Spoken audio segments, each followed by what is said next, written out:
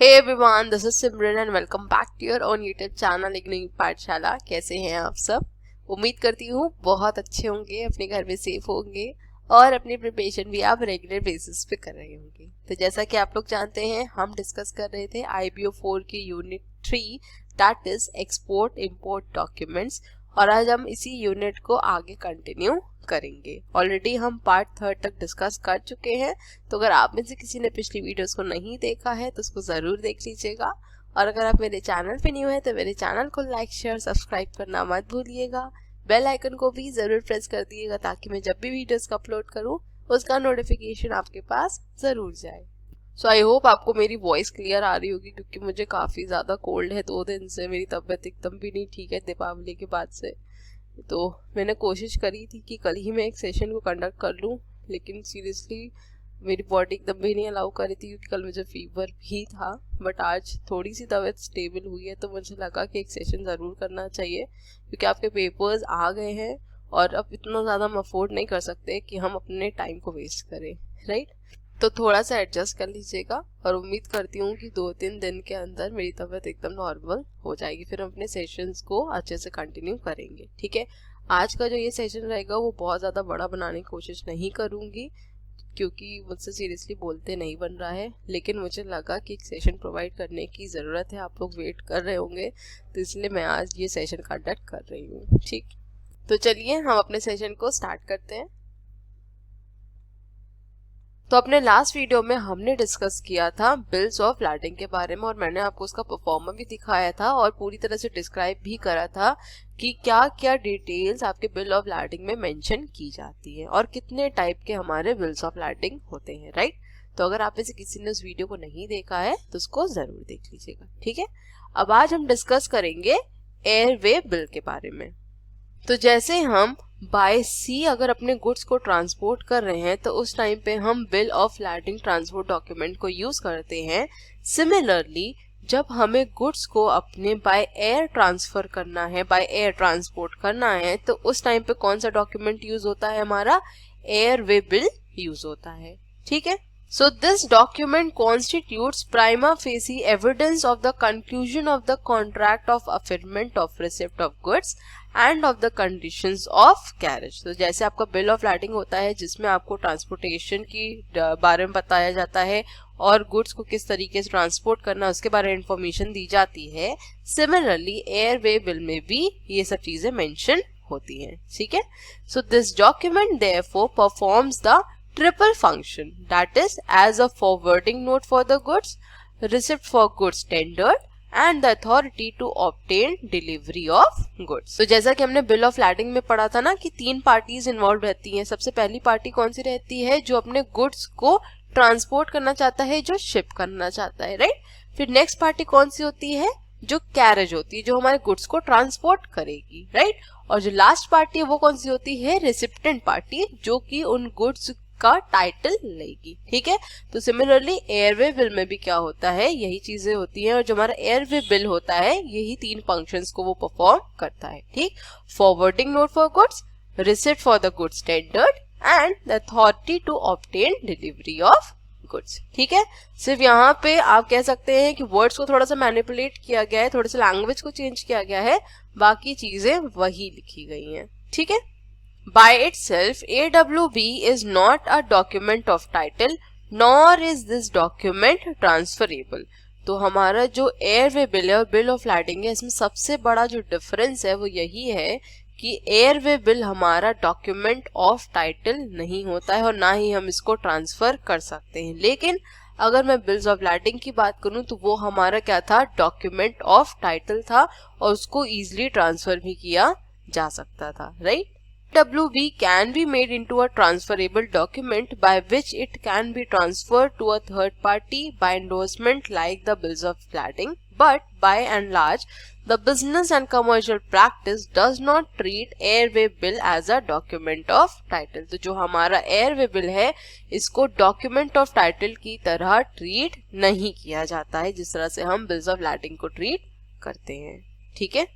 अब नेक्स्ट अगर हम एयरवे बिल के फंक्शंस की बात करें तो ये सिमिलर होता है किससे? हमारे बिल्स ऑफ लाडिंग से, in regard to its characteristics as an evidence of the contract and as a cargo receipt. तो जिस तरह से बिल्स ऑफ लैडिंग क्या होता है, हमारा एक एविडेंस ऑफ कॉन्ट्रैक्ट होता है कि हाँ ऐसा पर्टिकुलर कॉन्ट्रैक्ट हुआ है, और जो बिल ऑफ लैडिंग है ये कार्गो रिसिप्ट की तरह भी काम करता है। ये मैंने आपको बताया था, किसके लिए, कैरियर के लिए। सिमिलरली एयरवे बिल भी यही कैरेक्टरिस्टिक्स को परफॉर्म करता है, उसका भी ये फंक्शन होता है।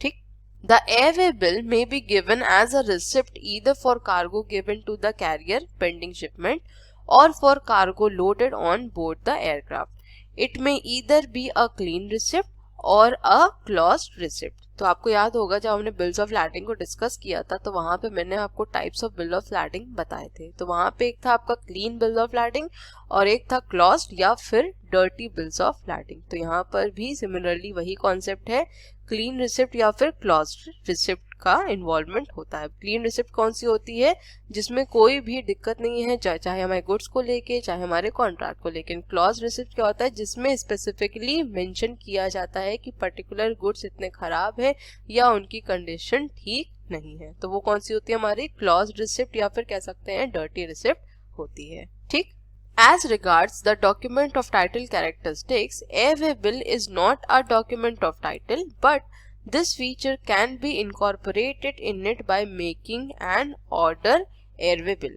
तो हमारा जो एयरवे बिल होता है, ये मैंने भी आपको ऊपर भी बताया कि ये डॉक्यूमेंट ऑफ टाइटल नहीं होता है, लेकिन अगर हमें इसको डॉक्यूमेंट ऑफ टाइटल कन्वर्ट करना है, बनाना है, तो हमें एक ऑर्डर एयरवे बिल को निकालना पड़ेगा। ठीक, so general practices in the trade are to get the consignee named airway bill. Consequently, goods are delivered to the consignee named in the airway bill. तो airway bill में जो भी हमारा consignee है जिसका भी नाम मेंशन है, उसी को ही गुड्स की डिलीवरी दी जाती है। ठीक है, सो आई होप आपको एयरवे बिल के बारे में थोड़ा सा समझ में आया होगा कि एयरवे बिल बेसिकली होता क्या है। अगर आप ये चीज नोटिस करी होगी तो ये क्वाइट सिमिलर है हमारा बिल्स ऑफ लैडिंग से, लेकिन कुछ डिफरेंसेस हैं, इसलिए यहाँ पे मैं इसको कंपेयर करती चल रही हूँ ताकि आपको डिफरेंस भी समझ में आए, क्योंकि आपके पेपर में क्वेश्चन पूछा गया है कि एयरवे बिल और बिल ऑफ लैडिंग में क्या डिफरेंस होता है। ठीक है, चलिए चलते हैं नेक्स्ट स्लाइड की तरफ। The consignee will have to identify himself as the party named in the airway bill, and the goods may be delivered to him without any hindrance. But if the interests of the exporter have not been protected, the consignee may get hold of the goods and may also not pay for them. Hence, exporters provide for a clause in the contract which requires airway bill to be made in the name of the paying bank, which will ensure exchange of goods for payment by the importer. अब इस particular point में क्या बोल रहा है कि जो हमारा कंसाइनी है उसे ये जस्टिफाई करना पड़ेगा कि जिस भी पार्टी का नाम एयरवे बिल में लिखा है वो कंसाइनी ही है, ताकि गुड्स की डिलीवरी इजीली की जा सके विदाउट एनी हिंड्रेंस। ठीक है, लेकिन यहाँ पर एक प्रॉब्लम ये हो सकती है कि जो गुड्स की डिलीवरी है वो हो सकता है कंसाइनी को दे दी गई, लेकिन कंसाइनी ने क्या किया, उन गुड्स के लिए जो पेमेंट था, जो सेल वैल्यू थी, वो एक्सपोर्टर को नहीं प्रोवाइड करी। अब यहाँ पर अगर देखा जाए तो एक्सपोर्टर का जो इंटरेस्ट है वो तो प्रोटेक्टेड नहीं रहा, राइट। तो यहाँ पर एक्सपोर्टर के इंटरेस्ट को प्रोटेक्ट करने के लिए क्या किया जाता है, जो एयरवे बिल है उसमें जो बैंक है उसका नाम मेंशन कर दिया जाता है जिसके थ्रू पेमेंट किया जाएगा। मतलब जो इंपोर्टिंग कंट्री में जो बैंक है उस बैंक का नाम मेंशन कर दिया जाता है। इससे क्या होगा, क्योंकि अगर बैंक के थ्रू जो भी पेमेंट होगा तो वो ऑथेंटिक रहेगा, क्लियर रहेगा और वहां पे फ्रॉड होने के चांसेस कम रहेंगे, राइट। तो अगर हमें अपने एक्सपोर्टर के इंटरेस्ट को बचाना है तो एयरवे बिल में बैंक का नाम मेंशन करना जरूरी है, वरना फिर यहाँ पर एक्सपोर्टर का इंटरेस्ट तो प्रोटेक्ट हो नहीं पाएगा। कंसाइनी को हमने गुड्स भी प्रोवाइड कर दिया और हो सकता है कंसाइनी हमें पेमेंट भी ना प्रोवाइड करे, तो एक्सपोर्टर यहाँ पे किस में चला जाएगा, घाटे में चला जाएगा, right. Next, on the other hand, the importer can protect him against the seller's rerouting of the goods by obtaining the consignor's copy of the airway bill marked original 3 for the shipper, which is sent to him through the banking channel by the exporter along with other shipping documents. अब अभी हमने ऊपर discuss करा कि exporter किस तरह से अपने इंटरेस्ट को प्रोटेक्ट करता है, ठीक। अब इंपोर्टर का भी तो ये हक बनता है कि वो अपने इंटरेस्ट को प्रोटेक्ट करे। जरूरी थोड़ी ना है कि हमेशा इंपोर्टर की तरफ से ही गलती हो, सकता है एक्सपोर्टर की तरफ से भी कोई डिफॉल्ट हो जाए। तो उस सिचुएशन में जो हमारा कंसाइनी है वो अपने इंटरेस्ट को किस तरह से प्रोटेक्ट करता है, एयरवे बिल जो कि कंसाइनर्स की कॉपी होती है उसे मंगाता है, जिसे बैंकिंग चैनल्स के थ्रू मंगवाया जाता है, और उसके बाद ही वो आगे अपने पेमेंट्स को प्रोसेस करता है, जिससे क्या पता चलता है कि किन गुड्स को डिलीवर किया गया है, उसकी क्या वैल्यू है, किस टाइप का गुड है, क्लीन रिसिप्ट है या नहीं है, डर्टी रिसिप्ट है। तो सारी इंफॉर्मेशन किस पे अवेलेबल रहती है, एयरवे बिल पे अवेलेबल रहती है। ठीक, सो आई होप यहाँ तक आपको क्लियर हो गया होगा। चलते हैं नेक्स्ट स्लाइड की तरफ। सो ये है हमारा एयरवे बिल का परफॉर्मा, और ये है आपकी सेंडर्स कॉपी, जिसको हम कंसाइनर्स कॉपी भी कह सकते हैं। अब अपने हर वीडियो में मैंने आपके साथ परफॉर्मा को डिस्कस किया है, चाहे हमने बिल ऑफ लैडिंग को डिस्कस करा हो, चाहे आपके कमर्शियल इनवॉइस को डिस्कस करा हो, राइट। और मैंने ये सब चीज़ें इसीलिए इंक्लूड करी ताकि आपको अच्छे से क्लियर हो पाए, ठीक है, क्योंकि बुक में क्या है, सिर्फ थ्योरी पोर्शन ही दिया हुआ है। लेकिन मुझे लगता है कि जब हम चीज़ों को ज़्यादा विजुअली एनालाइज करते हैं तो वो हमें लंबे टाइम तक याद भी रहती है।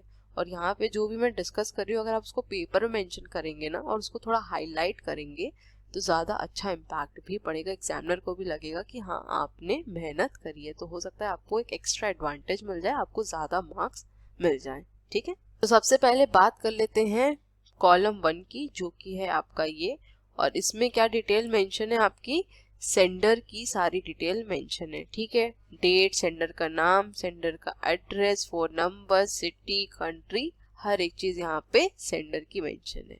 ठीक है, नेक्स्ट अगर मैं बात करूँ कॉलम 2 की, तो इसके अंदर आपको किसका आ जाएगा डिटेल, जिसको आपको गुड्स को अपने शिप करना है या फिर ट्रांसपोर्ट करना है, मतलब आपका जो रेसिपिएंट है उसकी डिटेल्स यहाँ पे मेंशन करी जाएंगी। ठीक है, अब थर्ड कॉलम की अगर हम बात करें तो यहाँ पर है आपके शिपमेंट इंफॉर्मेशन, मतलब कि किन गुड्स को शिप किया जा रहा है, कितनी क्वांटिटी है, किस टाइप के गुड्स है, उसकी वैल्यू क्या है, हर एक चीज यहाँ पे मेंशन होगी। ठीक है, तो ये क्या हो गई हमारी शिपमेंट इंफॉर्मेशन। सबसे पहले क्या हुआ, सेंडर का डिटेल, फिर जिसको गुड्स जा रहे दैट इज रिसिपिएंट का डिटेल्स, और नेक्स्ट हो गया हमारा शिपिंग इंफॉर्मेशन। ठीक, नेक्स्ट अगर मैं बात करूं फोर्थ, फिफ्थ और सिक्स्थ कॉलम की, तो ये क्या बोल रहा है, appropriate services, packaging and handling if necessary.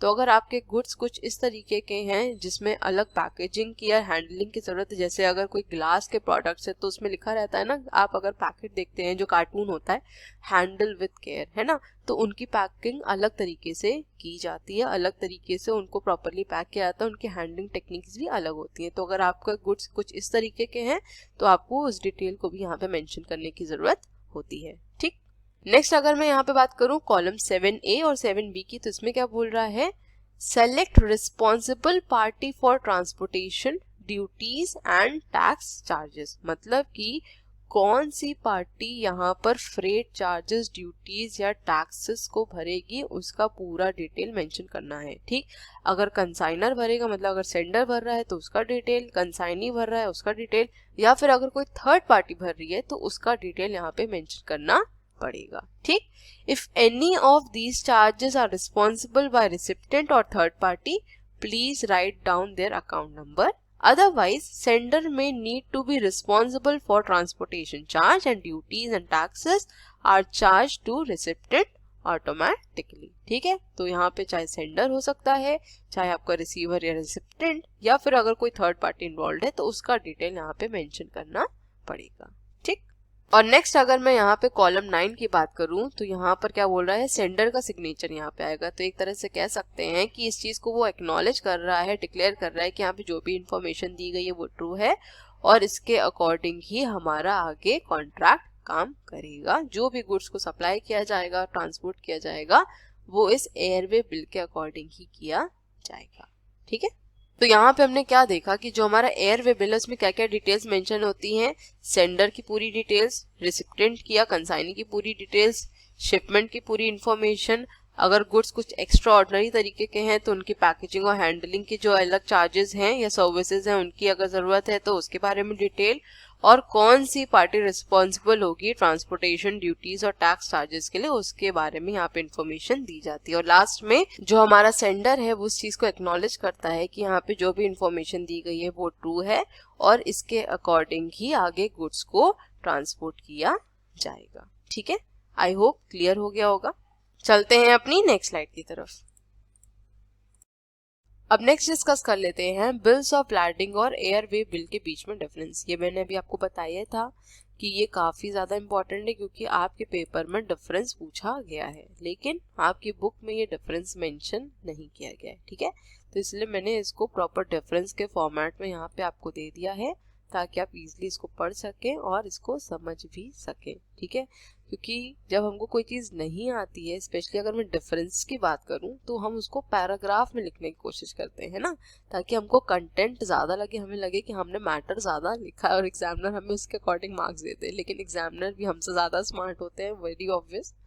तो यहाँ पे इसलिए मैंने आपको ये डिफरेंस प्रोवाइड कर दिया है प्रॉपर फॉर्मेट में, ताकि आप एग्जाम में इजीली इसको लिख सकें। ठीक है, तो सबसे पहला पॉइंट क्या कह रहा है, bill of landing when issued in a negotiable form represents title to the goods.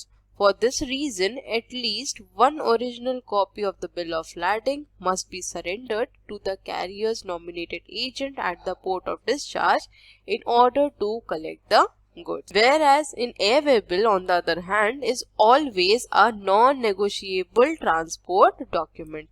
Buyers could collect the consignment from the carrier at the airport of destination by simply proving their identities against the company information stated on the consignee part of the airway bill. तो अभी हमने ये point discuss करा था कि जो हमारा bill of landing है वो क्या है, एक डॉक्यूमेंट ऑफ टाइटल है, हम इसको इजीली ट्रांसफर कर सकते हैं। लेकिन जो हमारा एयरवे बिल है, ना ही ये डॉक्यूमेंट ऑफ टाइटल है और ना ही हम इसको ट्रांसफर कर सकते हैं, राइट। अब एयरवे बिल में क्या सीन होता है कि जो बायर है, मतलब जो रेसिपिएंट है, जिसके पास कंसाइनमेंट आना है, गुड्स आना है, उसके पास कोई डॉक्यूमेंट नहीं होता है। ठीक है, उसको बस अपनी आइडेंटिटी को प्रूव करना होता है।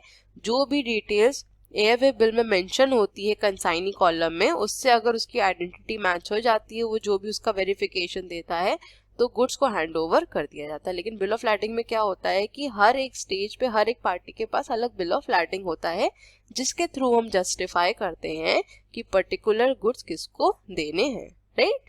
अब यहाँ पे मैं आपको बेसिस ऑफ डिफरेंस बताती चल रही हूँ, आप उसको यहाँ पे नोट डाउन जरूर करते चलिएगा। ठीक है, क्योंकि यहाँ पे मैंने उसका कॉलम बनाया नहीं था, लेकिन आप इसको मेंशन कर लीजिएगा ताकि आप इजीली उसको याद भी रख सकें और एग्जाम में जो आपका डिफरेंस है वो काफ़ी ज़्यादा प्रेजेंटेबल भी लगेगा। ठीक है, तो पहले पॉइंट की अगर मैं बात करूँ तो इसका बेसिस ऑफ डिफरेंस क्या है, आपका डॉक्यूमेंट्स है, राइट, क्योंकि हम यहाँ पे डॉक्यूमेंट्स के बेसिस पे डिफरेंस कर रहे हैं बिल ऑफ लैंडिंग और एयरवे बिल में। ठीक है, अब नेक्स्ट पॉइंट क्या कह रहा है कि bill of landing should be issued by the carrier after the goods shipped on board a vessel and the vessel departures from the port of loading, whereas airway bill should be issued by the air cargo carrier after the complete consignment has been received by the carrier and the aircraft departures from the airport of departure. अब इस particular point में क्या बोल रहा है कि जो हमारा कैरियर है वो बिल्स ऑफ लैंडिंग को कब इशू करेगा, जब गुड्स को वेसल पर लोड कर दिया जाएगा और वो पर्टिकुलर वेसल पोर्ट को डिपार्ट कर जाएगी। मतलब जिस पोर्ट पर गुड्स को लोड करा जा रहा था, उस पोर्ट से जब वेसल हमारी निकल जाएगी, डिपार्चर हो जाएगा, उस टाइम पे बिल ऑफ लैंडिंग को इशू करा जाएगा। किसके द्वारा, कैरियर द्वारा। ठीक है, लेकिन वहीं अगर मैं एयरवे बिल की बात करूं तो यहाँ पर कैरियर एयरवे बिल को कब इशू करता है, जब उसे कंप्लीट कंसाइनमेंट रिसीव हो जाता है। कंसाइनमेंट मतलब कि जिन भी गुड्स को हमें ट्रांसपोर्ट करना है या ट्रांसफर करना है। ठीक है, तो जो हमारा कैरियर है उसको जब कंप्लीट कंसाइनमेंट रिसीव हो जाता है और जो भी एयरक्राफ्ट है जिनमें हमें गुड्स को लोड करना है, उस गुड्स को हमने जब लोड कर दिया और वो एयरक्राफ्ट जब पर्टिकुलर पोर्ट से डिपार्ट हो गया, डिपार्चर उसका हो गया, उस टाइम पे एयरवे बिल को इशू करा जाता है। ठीक है, तो इस पॉइंट का बेसिस ऑफ डिफरेंस जो है वो है आपका टाइम ऑफ इशुएंस, की किस टाइम पे बिल ऑफ लैंडिंग या फिर एयरवे बिल को इशू करा जाता है। ठीक है, अब नेक्स्ट पॉइंट क्या कह रहा है कि it is a standard practice in international container transportation to issue bills of landing in full set, that is 3 original and 3 copies, whereas in airway bill on the other hand issued by the air cargo carrier in 9 originals। तो जो हमारा bill of landing होता है उसमें हमारे जो 3 documents होते हैं वो ओरिजिनल होते हैं और 3 डॉक्यूमेंट्स की कॉपीज होती है। 3 ओरिजिनल कौन से हो गए हमारे, जो हमारा शिपर है, जो कैरियर है और जो गुड्स का रिसिप्टेंट है, और उन्हीं की 3 कॉपीज भी होती है, मतलब जो उसकी ओरिजिनल नहीं होती, मतलब फोटो कॉपीज, ठीक। लेकिन अगर मैं यहाँ पे एयर वे बिल की बात करूं तो यहाँ पर जितने भी डॉक्यूमेंट्स होते हैं 9, वो कैसे होते हैं, ओरिजिनल डॉक्यूमेंट्स होते हैं, यहाँ पे कोई भी कॉपी नहीं होती है, ठीक है। अब इसका जो आपका बेसिस ऑफ डिफरेंस है वो है how many originals and copy issued, ठीक है। आई होप यहाँ तक क्लियर हुआ होगा। चलते हैं नेक्स्ट स्लाइड की तरफ। अब नेक्स्ट पॉइंट है हमारा, bill of landing should be issued with port to port sea shipment, और एयर वे बिल की अगर बात करूं तो should be issued with air shipment. तो ये मैंने आपको बताया ही था कि जो बिल ऑफ लैंडिंग होता है वो बेसिकली सी शिपमेंट में काम आता है, लेकिन एयर वे बिल जैसा कि नाम समझ में आ रहा है ये आपका एयर शिपमेंट में काम आता है, ठीक है। तो इसका जो आपका बेसिस ऑफ डिफरेंस है वो क्या हो जाएगा, मोड ऑफ ट्रांसपोर्ट, है ना। यहाँ पे हम सी के थ्रू कर रहे हैं और यहाँ पे हम एयर के थ्रू कर रहे हैं, ठीक। लास्ट पॉइंट है इसका, bill of lading is a transport document which is issued in sea shipment according to incoterm rules, all incoterms can be used with sea shipment. लेकिन वही एयर वे बिल की बात करें तो it is a transport document which is issued in air shipment, and FAS, FOV, CFR and CIF Incoterms cannot be used with air shipment according to Incoterm rules. So I hope अब आप Incoterm word से काफी ज्यादा familiar हो गए होंगे, आपको पता भी चल गया है कि Incoterms होते क्या हैं। अगर नहीं पता अभी तक तो मैंने एक वीडियो बनाया है Incoterms का IBO 2 में, उसको जरूर पढ़ लीजिएगा, ठीक है, क्योंकि IBO 2 में भी काम आएगा और IBO 4 में भी काम आएगा। और इन जनरल भी अगर मैं बताऊं तो इंटरनेशनल बिजनेस अगर आप पढ़ रहे हैं तो आपको इनकोटर्म्स के बारे में नॉलेज होनी चाहिए, ठीक है। अब अपने पॉइंट पे आ जाते हैं। तो बिल ऑफ लैंडिंग कैसा है हमारा, एक सी शिपमेंट ट्रांसपोर्ट डॉक्यूमेंट है, ये भी मैंने आपको बताया। तो इसके अंदर जितने भी हमारे इनकोटर्म रूल्स हैं सारे ही अप्लाई होते हैं, मतलब जितने भी इनकोटर्म्स हैं हमारे वो सारे के सारे हमारे बिल ऑफ लैंडिंग में अप्लाई होते हैं। लेकिन अगर मैं एयरवे बिल की बात करूं तो इसमें आपका FAS, FOB, CFR और CIF जो इनकोटर्म्स हैं वो अप्लाई नहीं होते हैं, ठीक है। आई होप क्लियर हो गया। और इसका जो आपका बेसिस ऑफ डिफरेंस है वो आप लिख लीजिएगा, एप्लीकेबल इनकोटर्म्स, ठीक। तो इन ऑल हमने यहाँ पे 5 पॉइंट्स डिस्कस कर लिया। आई होप आपको ये क्लियर भी हो गए होंगे और एग्जाम में इसी फॉर्मेट में लिख के आइएगा। और जो मैंने आपको बेसिस ऑफ डिफरेंस है बताया उसको भी जरूर मेंशन करिएगा, ठीक है। तो आपको काफी ज्यादा प्रेजेंटेबल भी लगेगा और याद भी रखने में आपको आसानी होगी, और एग्जामिनर को भी समझ में आ जाएगा कि हाँ आपने चीजों को पढ़ा है, तो नंबर भी अच्छे मिल जाएंगे, ठीक है। चलिए चलते हैं नेक्स्ट स्लाइड की तरफ। अब नेक्स्ट डिस्कस कर लेते हैं post parcel receipt. Post parcel receipt evidences merely the receipt of the goods exported through postal channels to the buyer. It does not evidence the title to the goods. तो अगर हम यहाँ पे post parcel receipt की बात करें तो ये कैसा एविडेंस है, सिर्फ ये यही बताता है कि किन गुड्स को पोस्ट के थ्रू एक्सपोर्ट किया गया है बायर को, लेकिन ये टाइटल टू द गुड्स नहीं होता है, ठीक है। So the parcel is consigned to the consignee in the contract between the exporter and the importer. The consignee can identify himself with the postal authorities at the destination and obtain delivery of the goods. तो जैसे airway bill में होता है कि वहां पे जो consignee है उसको ये जस्टिफाई करना होता है, अपने आइडेंटिटी को प्रूव करना होता है अथॉरिटीज को, और अगर आइडेंटिटी अपनी प्रूव कर पाता है तो गुड्स को हैंड ओवर कर दिया जाता है, उसकी डिलीवरी कर दी जाती है, ठीक है। आई होप ये क्लियर हो गया होगा, बहुत ईजी था, राइट। सो आज का हमारा सेशन यहीं तक था। मिलेंगे अपने नेक्स्ट वीडियो में और आगे के टॉपिक्स को डिस्कस करेंगे, और कोशिश करूंगी कि अब जो वीडियोस हैं उनको थोड़ा सा बड़ा ही बनाऊं, ठीक है। सोचा यही था कि जो दिवाली के बाद सेशन करेंगे तो अच्छे से करेंगे, लेकिन ये नहीं पता था कि तबीयत ही खराब हो जाएगी। कोई बात नहीं, वो सब चीज़ें पार्ट ऑफ लाइफ है, कोई दिक्कत नहीं है, 1-2 दिन में ठीक हो जाएगी। तो हम अपने सेशंस को उसी तरह से कंटिन्यू करेंगे, ठीक। तो thank you so much for watching. Please channel को लाइक शेयर सब्सक्राइब करना मत भूलिएगा। बेल आइकन को भी जरूर प्रेस कर दीजिएगा ताकि मैं जब भी वीडियोस को अपलोड करूं उसका नोटिफिकेशन आपके पास जरूर जाए। और अपने फीडबैक जरूर प्रोवाइड करिएगा कि वीडियोस कैसी लग रही हैं, और अगर कुछ इम्प्रूवमेंट की ज़रूरत है तो बिल्कुल बताइएगा। और प्लीज़ सेशन को लाइक करना मत भूलिएगा। अगर आपको मेरे एफर्ट अच्छे लग रहे हैं तो प्लीज़ सेशन को लाइक जरूर करिएगा। तो मिलेंगे अपने नेक्स्ट वीडियो में। Till then stay safe, stay healthy, bye bye, take care.